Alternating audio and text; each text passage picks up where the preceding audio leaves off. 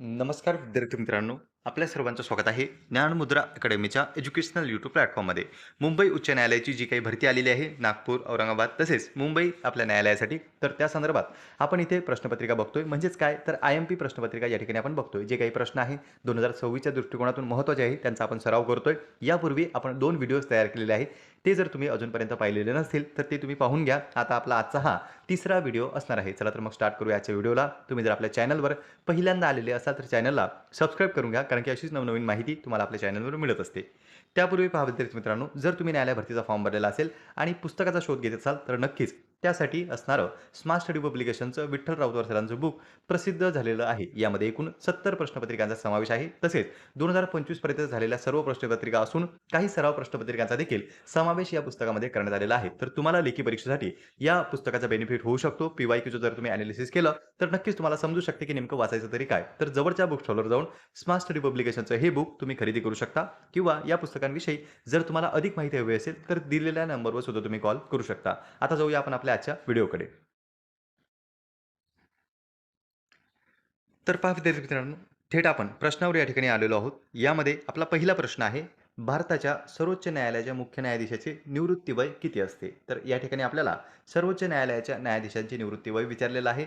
तुम्हाला आता आपण यामध्ये सराव प्रश्न जे काही बघतोय, किती प्रश्नांची उत्तरे तुम्हाला आली ते तुम्ही कमेंट बॉक्समध्ये कमेंट करून सांगू शकता आणि किती प्रश्नांची उत्तरे तुम्हाला नाही आली तेही तुम्ही कमेंट बॉक्समध्ये कमेंट करून सांगू शकता. सुरुवातीला आपण प्रश्नांची लेवल जी आहे ती इझी स्वरूपाची ठेवलेली आहे, कारण की न्यायालय भरतीमध्ये हे प्रश्न जास्त डीपमध्ये विचारले जात नाही. प्रश्न जे आहे ते वरवरचे विचारले जातात, पण प्रश्न विचारण्याचा जो काही सिलेबस आहे तो आपल्याला वास्ट स्वरूपाचा दिसतो. आणखी विशेष बाब म्हणजे काय तर यामध्ये टाईम मॅनेजमेंट अत्यंत महत्त्वाचा आहे. शिपाईसाठी तर तुम्हाला थोडाफार वेळ जो आहे तो पुरतो, पण जे काही लिपिक हे क्लर्क नावाचं जे काही पद आहे त्यामध्ये तुम्हाला टाईमाचं मॅनेजमेंट अत्यंत महत्त्वाचं आहे. लास्ट टाईम सुद्धा बऱ्याच विद्यार्थ्यांना टाईम हा कमी पडलेला होता. त्या दृष्टिकोनातून तुम्ही तुमचा सराव वगैरे जो काही आहे तो सुरू ठेवा. प्रश्नांचा सराव सोडवणे, प्रश्न सोडवणे त्याचा तुम्ही प्रॅक्टिस करा. म्हणजे तुमचा वेळ हा कमीत कमी जाईल आणि त्या ठिकाणी परीक्षेमध्ये तुम्हाला चांगले मार्क्स मिळू शकतात. आता आपण प्रश्नाला सुरुवात करतोय. तर पहिला प्रश्न आहे आपला तो म्हणजे सर्वोच्च न्यायालयाच्या मुख्य न्यायाधीशांची निवृत्ती वय किती असते? तर यामध्ये आपल्याकडे पर्याय आहेत 60, 62, 65 आणि 58. याचं योग्य उत्तर आहे ते म्हणजे पर्याय क्रमांक 3 65 वर्ष. तुम्हाला जर सर्वोच्च न्यायालयाच्या न्यायाधीशांचं मुख्य हा जाणीवपूर्वक शब्द टाकलेला आहे. मुख्य जरी नसला तरी त्या ठिकाणी सर्वोच्च न्यायालयाच्या न्यायाधीशांचं वय विचारलं तर ते आपल्याला लिहायचं आहे 65. त्यानंतर तुम्हाला जर उच्च न्यायालयाच्या म्हणजे हायकोर्ट जे असतं आपलं उच्च न्यायालयाच्या न्यायाधीशांचं निवृत्ती वय विचारलं तर ते आहे 62 म्हणजे 62. आणि जर तुम्हाला डिस्ट्रिक्ट कोर्ट म्हणजे जे काही आपलं डिस्ट्रिक्ट कोर्ट असतं ज्याला आपण जिल्हा न्यायालय असं म्हणत असतो, तर त्या न्यायाधीशांचं निवृत्ती वय विचारलं तर ते आहे 60. तिन्ही तुम्ही लक्षात ठेवा. जिल्हा न्यायालय निवृत्ती वय 60, त्यानंतर उच्च न्यायालय न्यायाधीशांचं निवृत्ती वय 62 आणि जर सर्वोच्च न्यायालयाच्या न्यायाधीशांचं निवृत्ती वय विचारलं तर ते आहे 65 म्हणजे 65. आता जाऊया आपण आपल्या पुढच्या प्रश्नाकडे. त्यानंतर पहा विद्यार्थी मित्रांनो, पुढचा प्रश्न आहे तो म्हणजे उच्च न्यायालयाच्या न्यायाधीशांची नियुक्ती कोण करत असते? आपल्याला काय विचारलंय? नियुक्ती विचारलंय. तर नियुक्ती कोण करते? पर्याय क्रमांक 3. या ठिकाणी राष्ट्रपती हे योग्य उत्तर आहे. राष्ट्रपती हे आपल्या उच्च न्यायालयाच्या न्यायाधीशांची नियुक्ती करत असतात. पण त्यामध्ये आणखी बाब म्हणजे काय? उच्च न्यायालयाच्या मुख्य न्यायाधीशांची. या ठिकाणी मुख्य हा शब्द राहिलेला आहे. उच्च न्यायालयाच्या मुख्य न्यायाधीशांची नियुक्ती इथे आपल्याला राष्ट्रपती करताना दिसतात. पण उच्च न्यायालयाचे जे काही मुख्य न्यायाधीश असतात, त्यांना शपथ कोण देते? असा प्रश्न जर तुम्हाला विचारला, तर त्यांना शपथ देण्याचं काम हे राज्यपालांचं असतं. म्हणजे नियुक्ती कोण करते उच्च न्यायालयाच्या मुख्य न्यायाधीशांची? तर राष्ट्रपती. आणि उच्च न्यायालयाच्या मुख्य न्यायाधीशांना शपथ कोण देते? तर राज्यपाल. ह्या दोन्हीमध्ये कन्फ्युजन होता कामा नये. उच्च न्यायालयाचे जे काही मुख्य न्यायाधीश आहे, त्यांना शपथ देण्याचं काम आहे राज्यपालांचं आणि त्यांची नियुक्ती करण्याची जबाबदारी आहे राष्ट्रपतींवर. नंतर पहा पुढच्या प्रश्नाकडे आपण जातोय. पुढचा प्रश्न आहे प्रश्न क्रमांक 3.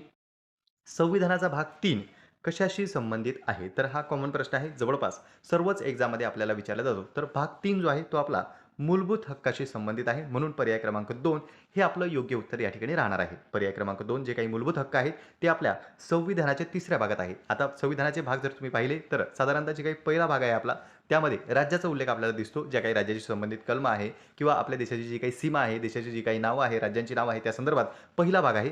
जो दुसरा भाग आहे आपला तो नागरिकत्वाशी संबंधित आहे. भारताचे कोण नागरिक राहतील, कोण या ठिकाणी जन्म झालेले असो किंवा पाकिस्तानात गेलेले तेथून परत आलेले म्हणजे नागरिकत्वासंबंधी जी काही माहिती आहे ती भाग 2 मध्ये आपल्याला दिसते आणि जे काही आपले मूलभूत हक्क आहेत नागरिकांचे ते आपल्याला भाग 3 मध्ये दिसतात. तर तीनही भाग महत्त्वपूर्ण आहे आणि यानंतरचा जो काही चौथा भाग असतो आपल्या संविधानाचा तो आपला चौथा भाग सुद्धा अत्यंत महत्त्वाचा आहे. त्यामध्ये मार्गदर्शक तत्त्वांचा समावेश आपल्याला दिसतो. तर साधारणतः 4 भाग तुम्हाला परीक्षेमध्ये विचारले जातात. पहिला भाग आहे राज्याशी संबंधित, दुसरा भाग जो आहे तो आपला नागरिकत्वाशी संबंधित, तिसरा भाग जर तुम्हाला विचारला तर मूलभूत हक्काशी संबंधित आणि जर तुम्हाला चौथा भाग विचारला तर तो आहे मार्गदर्शक किंवा नीती निर्देशक तत्त्वाच्या संबंधित. हे चारही भाग संविधानाच्या आपल्याला परीक्षेमध्ये विचारले जातात. त्यानंतर पहा पुढचा प्रश्न आहे तो म्हणजे उच्च न्यायालयाचा रीट देण्याचा अधिकार कोणत्या कलमानुसार आहे? तर जो काही रीट देण्याचा अधिकार आहे उच्च न्यायालयाचा. या ठिकाणी न्यायालयावर फोकस करायचा तुम्ही. सर्वोच्च न्यायालय आहे, उच्च न्यायालय आहे, जिल्हा न्यायालय आहे. न्यायालय कोणतं आहे? ते सुद्धा प्रश्नामध्ये अत्यंत बारकाईने आपल्याला पाहायचं आहे. तर पहा विद्यार्थी मित्रांनो, या ठिकाणी आपल्याला उच्च न्यायालयाचा जो काही रीट देण्याचा अधिकार आहे, तो कोणत्या कलमानुसार आहे? तर तो आहे 226 नुसार. उच्च न्यायालय विचारलं म्हणून 226 आणि जर तुम्हाला सर्वोच्च न्यायालय विचारलेलं असतं, तर ते आहे 32 कलम. म्हणजे 32 नुसार आपण त्या ठिकाणी न्यायालयामध्ये दाद मागू शकतो. जर आपल्या मूलभूत हक्कांचं उल्लंघन झालेलं असेल तर. जे काही मूलभूत हक्क आपण आता मागच्या प्रश्नामध्ये पाहिलं, की भाग क्रमांक 3 मध्ये आपल्याला काही मूलभूत हक्क दिलेले आहेत. जसं जीवन जगण्याचा अधिकार असेल, धार्मिक स्वातंत्र्याचा अधिकार असेल, समानतेचा अधिकार असेल, हे जे काही अधिकार आहेत, ते आपल्याला संविधानाने दिलेले आहेत भाग 3 नुसार. तर त्या संविधानानुसार दिलेले जे काही हक्क आहेत आपल्याला, त्यांचं जर उल्लंघन कोणाकडून होत असेल, तर त्या विरुद्ध आपण न्यायालयामध्ये जाऊ शकतो. थेट तुम्ही सर्वोच्च न्यायालयात आणि उच्च न्यायालयामध्ये जाऊ शकता. उच्च न्यायालयामध्ये जाण्यासाठी आपल्याला 226 कलम हे उपयोगी पडतं आणि जर तुम्हाला सर्वोच्च न्यायालयामध्ये जायचं असेल, तर 32 कलम उपयुक्त पडतं. म्हणून आणि आणि त्याला काय म्हणत असतात? रीट म्हणत असतात. तर तुम्ही लक्षात ठेवा, जर तुम्हाला उच्च न्यायालय रीट देण्याचा अधिकार विचारला, तर 226 आणि जर तुम्हाला सर्वोच्च न्यायालयाचा रीट देण्याचा अधिकार विचारला, तर कलम 32 ह्या दोनही कलमा महत्त्वपूर्ण आहेत. आता जाऊया पुढच्या प्रश्नाकडे. पुढचा प्रश्न आहे तो म्हणजे लोकसभेचा कार्यकाळ किती वर्षाचा असतो? कधी-कधी तुम्हाला कार्यकाळ सुद्धा विचारले जातात. तर यामध्ये जी काही आपली लोकसभा आहे, ज्या ठिकाणी आपण खासदार निवडून देत असतो, तर त्याचा कार्यकाळ असतो 5 वर्षाचा. 5 वर्ष लक्षात ठेवा, लोकसभेचा कार्यकाळ हा 5 वर्षाचा असतो. संसदेमध्ये 2 सभागृह आहे, 1 राज्यसभा, 1 लोकसभा. राज्यसभेचा जो काही कार्यकाळ असतो, तो आपल्याला 6 वर्षाचा असतो. राज्यसभा किती वर्षाचा? 6 वर्षाचा.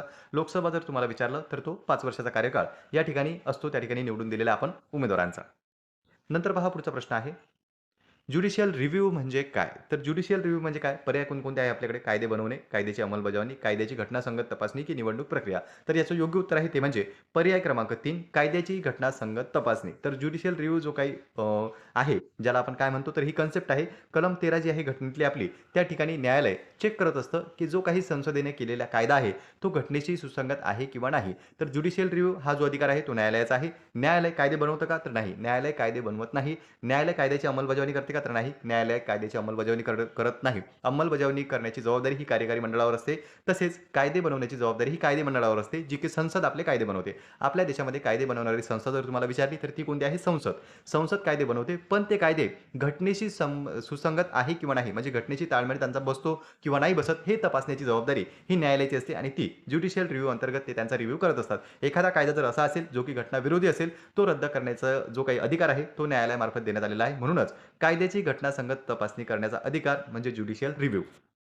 नंतर पहा पुढचा प्रश्न आहे, राज्यसभेचे अध्यक्ष कोण असतात? जसे की आता लोकसभेचे अध्यक्ष आहे, लोकसभा, राज्यसभा हे दोन्हीही सभागृह आपल्या संसदेमध्ये असतात. तर आपल्याला या ठिकाणी राज्यसभेचे अध्यक्ष विचारलेले आहेत, तर ते असतात उपराष्ट्रपती. कोण असतात? उपराष्ट्रपती हे राज्यसभेचे पदसिद्ध अध्यक्ष मानले जातात. लक्षात ठेवा, बऱ्याच परीक्षेमध्ये हा मागील ज्या काही पेपर झालेले आहेत किंवा इतर काही ज्या काही एक्झाम झालेल्या आहेत, त्यामध्ये वन लाइनर क्वेश्चन आपल्याला दिसतो. तर राज्यसभेचे पदसिद्ध अध्यक्ष कोण असतात? तर ते असतात उपराष्ट्रपती. नंतर पुढचा प्रश्न आहे, भारतातील न्यायव्यवस्था किती स्तरांची आहे? तर न्यायव्यवस्थेचे स्तर किती आहे? 3 स्तरीय न्यायव्यवस्था आपल्याकडे आहे. 3 स्तरीयमध्ये कोणते? तर सर्वात पहिले आहे ते म्हणजे सुप्रीम कोर्ट, ज्याला आपण एस-सी असं म्हणत असतो शॉर्टकटमध्ये. नंतर आहे हाय कोर्ट, ज्याला आपण एस-सी असं म्हणतो आणि त्यानंतर आहे डिस्ट्रिक्ट कोर्ट. तर असे त्रिस्तरीय न्यायव्यवस्था आपल्या भारतामध्ये आपल्याला दिसते.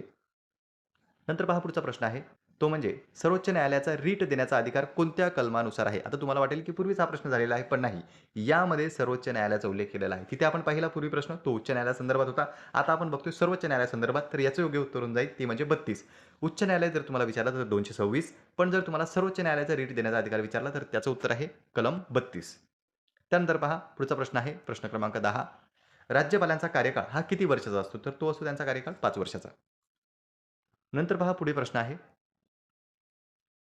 मूलभूत कर्तव्ये कोणत्या भागात आहे? तर मूलभूत कर्तव्य आपण पूर्वी जे पाहिले ते आपले मूलभूत हक्क होते. आता आपल्याला विचारलंय मूलभूत कर्तव्य. तर मूलभूत कर्तव्य जे आहेत ते भाग 4 अ मध्ये समाविष्ट करण्यात आलेला आहे. इंग्रजीमध्ये जर तुम्हाला म्हटलं तर ए, मराठीमध्ये जर प्रश्नामध्ये आलं तर कधी-कधी तुम्हाला भाग 4 अ सुद्धा येऊ शकतं. आता हा अ यामध्ये का टाकलाय? तर त्याचं कारण असं की सुरुवातीला मूलभूत कर्तव्ये ही भारतीय राज्यघटनेमध्ये समाविष्ट नव्हती.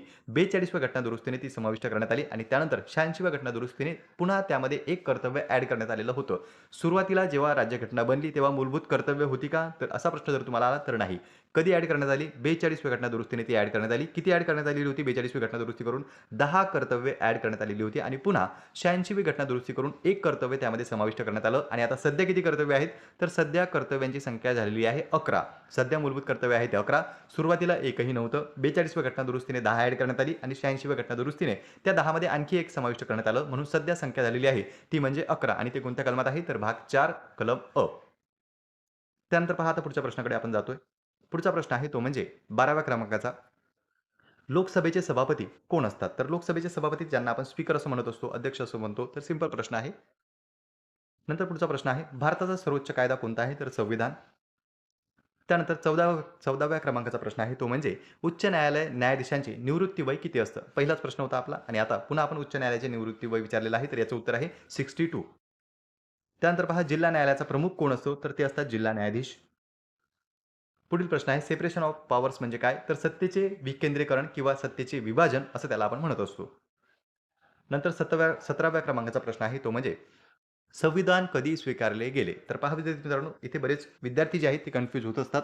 यामध्ये संविधान कधी लागू झाले, संविधान कधी स्वीकारले गेले, असे 2 प्रश्न आपल्याला मुख्यतः परीक्षेमध्ये दिसतात. तर या ठिकाणी स्वीकारला हा प्रश्न आलेला आहे. म्हणून 26 नोव्हेंबर 1949 याचं योग्य उत्तर होऊन जाईल. या ठिकाणी जर तुम्हाला विचारलं असतं, की संविधान कधी लागू करण्यात आले, तर 26 जानेवारी 1950 हे त्याचं योग्य उत्तर असतं. 15 ऑगस्ट 1947 आपला देश स्वतंत्र झालेला आहे आणि 2 ऑक्टोबर 1950 ला काय झालेलं आहे, ते तुम्ही कमेंट बॉक्समध्ये कमेंट करून सांगू शकता.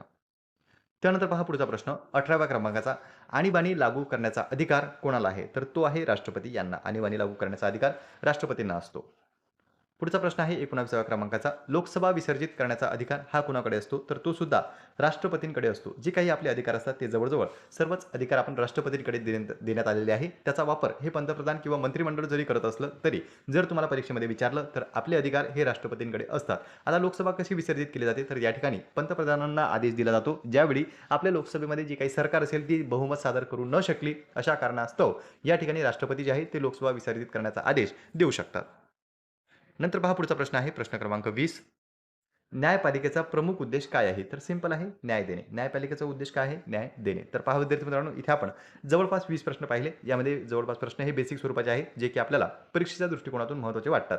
यामध्ये तुम्ही कोणताही पेपर द्या, मग तो लिपिकचा द्या, शिपाईचा द्या किंवा इतर द्या, तर तुम्हाला परीक्षेमध्ये हे प्रश्न विचारले जाऊ शकतात. साधारणतः न्यायालय भरतीमध्ये जी संदर्भात प्रश्न असतात आणि विशेष भर त्यांचा आपला पॉलिटी असो किंवा न्यायालय असो यावर सुद्धा प्रश्न विचारण्याची पॉसिबिलिटी दिसते. म्हणून प्रश्न सिंपल असतात, पण आपण जर ते वाचले तर नक्कीच आपल्याला परीक्षेमध्ये त्याचा बेनिफिट होऊ शकतो. तर इथे आपण जवळपास 20 प्रश्न पाहिलेले आहेत. तुम्हाला या प्रश्नाबद्दल काय वाटते? काही चेंजेस यामध्ये करायचे का?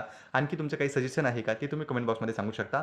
पुन्हा आपण अशीच सराव प्रश्नपत्रिका घेऊन येणार आहोत, जे की 2026 मध्ये जी काही आपली एक्झाम होणार आहे, त्या दृष्टिकोनातून अत्यंत महत्त्वाचे प्रश्न असतील. सुरुवातीला आपण 2 व्हिडिओ बनवलेले आहेत. ते जर तुम्ही अजूनपर्यंत पाहिलेले नसतील, तर ते तुम्ही पाहून घ्या. पुन्हा भेटूया आपण अशाच एका माहितीपूर्ण व्हिडिओमध्ये. नमस्कार.